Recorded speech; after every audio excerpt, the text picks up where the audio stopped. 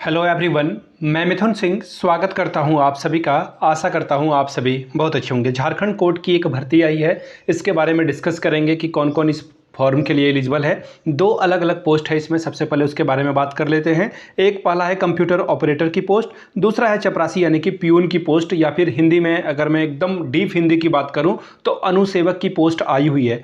इन भर्ती के बारे में जो भी चयन प्रक्रिया होगी, सिलेक्शन प्रोसेस, एग्जामिनेशन होगा क्या, इंटरव्यू होगा क्या, सिलेक्शन कैसे होगा, चयन प्रक्रिया कैसे होगी, उम्र क्या रहेगी, योग्यता क्या रहेगी, ईच एंड एवरीथिंग आपको इस वीडियो में बताया जाएगा। झारखंड कोर्ट से ये भर्ती आई है और आने वाले वक्त में आपको अलग अलग जगह से कोर्ट की और भी भर्तियां देखने को मिलेगी। तो मेक श्योर आप चैनल को सब्सक्राइब कर लें ताकि इस तरह की अपडेट जब भी आए आपको समय रहते मिल पाए, ताकि आप ऑनलाइन या फिर ऑफलाइन जिस भी मीडियम में आवेदन मांगा गया हो आप आवेदन कर पाएँ। पहली बात। दूसरी बात, आपको पहली फुर्सत में, जी हाँ पहली फुर्सत में टेलीग्राम चैनल पे जाना है और टेलीग्राम चैनल को ज्वाइन कर लीजिए। पीडीएफ वहाँ पे फ्री ऑफ कॉस्ट आपको प्रोवाइड की जाती है। जैसे अभी ये भर्ती की जो पीडीएफ है आपको हमारे टेलीग्राम चैनल पे मिल जाएगा।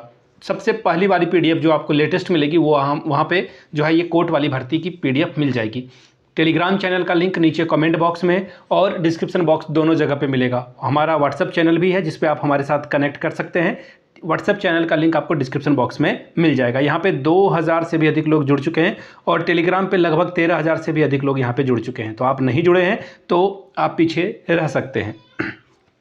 तो चलिए इस भर्ती की शुरुआत करते हैं। उससे पहले मैं आप लोगों को बता देना चाहता हूं कि झारखंड में एक बहुत बुरी खबर है कि झारखंड में जो भी स्कॉलरशिप था, ओबीसी एससी एसटी को स्कॉलरशिप दिया जाता था, अब ये स्कॉलरशिप की राशि घट जाएगी। और ये बहुत बहुत घटिया खबर है। ये ऐसी बात नहीं होनी चाहिए थी, लेकिन ये हुआ है। इससे क्या होगा कि जो बच्चे प्रोफेशनल वाले कोर्स है, वोकेशनल कोर्स हैं, वो कम कर पाएंगे। खैर डोंट वरी, मैं सारी चीज़ों को इस पर कवर करूंगा, आपको सारी जानकारी भी दूंगा। तो चलिए सीधे जो है पीडीएफ की ओर चलते हैं। पीडीएफ ये रहा आपका पीडीएफ को ओपन कर देता हूं मैं।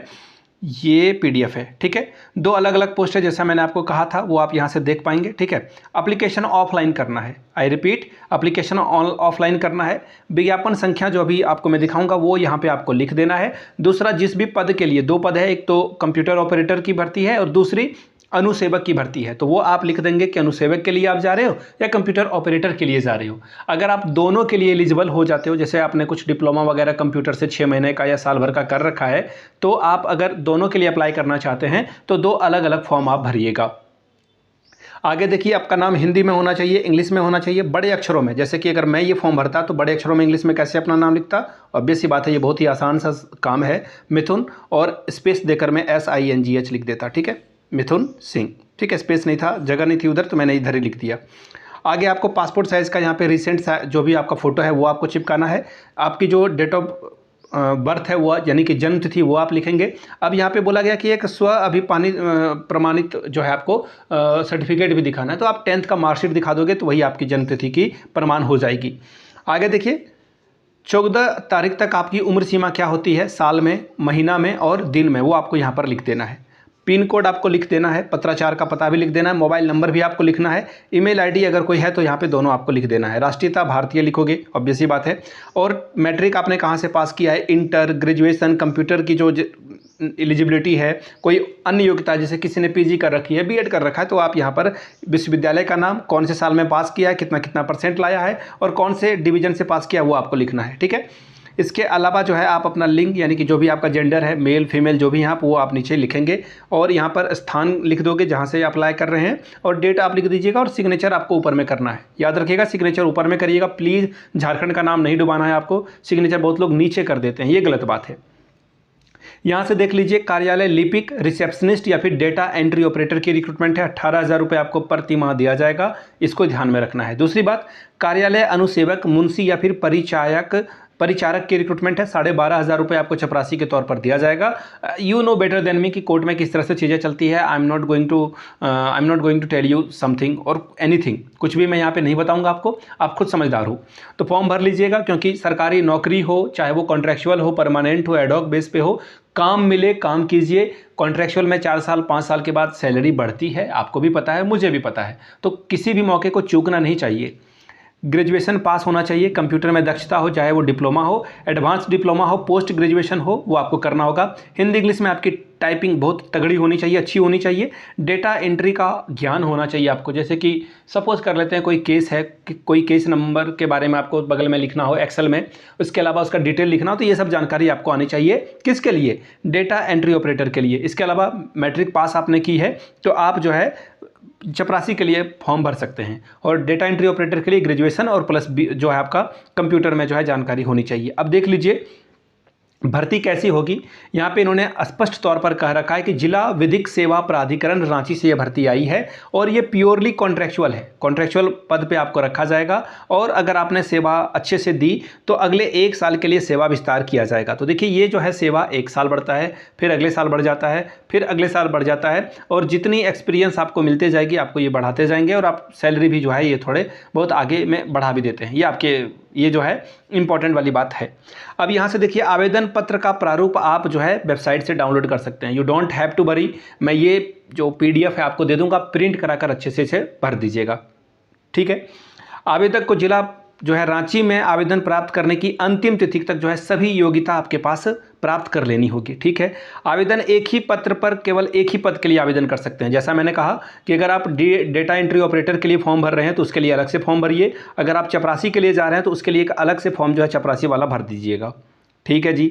आगे देखिए अगला क्या है, उम्मीदवार के द्वारा नियुक्ति प्रक्रिया को किसी भी रूप से प्रभावित करने के प्रयास या उनकी अयोग्यता मानते हुए उनको हटा दिया जाएगा, रद्द कर दिया जाएगा।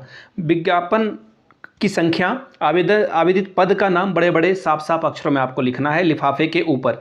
ये तो फॉर्म के अंदर लिखोगे ही, एक बड़ा सा जो लिफाफा लोगे जिसमें आप फॉर्म भरोगे उसमें जैसे कि आप लिख दोगे अनुसेवक, ठीक है। चपरासी के लिए आप भर रहे हो तो ऊपर में अनुसेवक आपको अच्छे से लिखना होगा, ठीक है। जैसे कोई डेटा एंट्री के लिए जा रहा है तो आपको डाटा, हिंदी में डाटा होता है, डेटा एंट्री ऑपरेटर आपको लिख देना होगा, ठीक है। आगे देखिए क्या बोला गया है, वर्तमान विज्ञापन में किसी भी प्रकार का संशोधन या निरस्तीकरण का अधिकार झारखंड राज्य विधिक सेवा प्राधिकरण रांची के अनुसार होगा, यानी कि इसके वेबसाइट पे होगा तो मैं बता दूंगा आपको, डोंट वरी, मैं टेलीग्राम पे आपको जो है जानकारी देता रहता हूं। दूसरी बात, परीक्षा या फिर देखिए परीक्षा भी ले सकते हैं या फिर ये साक्षात्कार भी ले सकते हैं। परीक्षा किस कंडीशन में होती है तो देखिए अगर अधिक संख्या में लोग पहुंचते हैं तो फिर ये आपको बुलाएंगे, ठीक है। बाकी आप नीचे डिस्ट्रिक्ट का नाम अपना लिखिएगा, कहाँ से आप हैं, इस वीडियो को देख रहे हैं, आपके ज़िले से भर्ती आएगी तो मैं आपको बताऊँगा, ठीक है। और कोई भी जो है आपको पैसा नहीं दिया जाएगा, आपके आने जाने का खर्च ये नहीं देंगे। आवेदन भेजने का जो पता है यहाँ रहा आपका, सेवा में आपको लिखना है न्यायुक्त सह अध्यक्ष जिला विधिक सेवा प्राधिकरण व्यवहार न्यायालय रांची, पिन संख्या है आपका 83441 84001 है ये, ठीक है। 3 तरह से आप आवेदन कर सकते हैं, या तो रजिस्टर्ड डाक के माध्यम से, स्पीड पोस्ट के माध्यम से, झारखंड से कहीं से भी आप इस फॉर्म को भर सकते हैं, या फिर हाथों हाथ आप जो है इस फॉर्म को फिल कर सकते हैं। देखिए ये बात यहाँ पे लिखी हुई थी, वेट ए मोमेंट, मैं आपको फिर से एक बार दिखा दूँ। ये 1 मिनट, मैंने कहाँ देख रखा था, अभी मैंने आपके लिए पढ़ा भी था कि आपको हाथों हाथ जो है भेजना होगा। इसकी अंतिम तिथि देखिए कहाँ है, वो भी मैं एक बार आपको दिखा दूँ, वेट ए मोमेंट, अभी सर हाँ ये रहा। इसकी जो अंतिम तिथि है वो 23/8/2025 तक है। 3 तरह से आवेदन कर सकते हैं आप, ये देखिए, जो रजिस्टर्ड डाक है उसके द्वारा, स्पीड पोस्ट के माध्यम से, या फिर हाथों हाथ आप इसे भेज सकते हैं। ऑनलाइन खुद से जाकर के अगर आपको देखना हो कि भाई मैंने जो है जानकारी सही दी है या नहीं, इसको वेरीफाई करना है, तो यानी कि डिस्ट्रिक्ट कोर्ट ecourts.gov.in रांची पर जाएंगे। मैं आपको सीधा सीधा बताऊं, ये सब मत करो, ये खुद मिल जाएगा आपको सिर्फ कोर्ट लिखना है, ठीक है। कोर्ट यानी कि डिस्ट्रिक्ट कोर्ट रांची, आप गूगल में सर्च करिएगा, ये वेबसाइट आपको मिल जाएगी। वेबसाइट को ओपन करिएगा, रिक्रूटमेंट वाले सेक्शन में आप जाइएगा, आपको सारी जानकारी मिल जाएगी। वीडियो आपने यहाँ तक देख ली, प्यार दिया, इसके लिए आप सभी का बहुत बहुत शुक्रिया। अगर आप मेरी वीडियो को पसंद करते हो और भी मैं आपके लिए वीडियो बनाता रहूँ तो नीचे कमेंट करके जय हिंद जरूर लिखिएगा। वीडियो को आपने यहाँ तक देखा, प्यार दिया, इसके लिए आप सभी का बहुत बहुत शुक्रिया। Have a good day.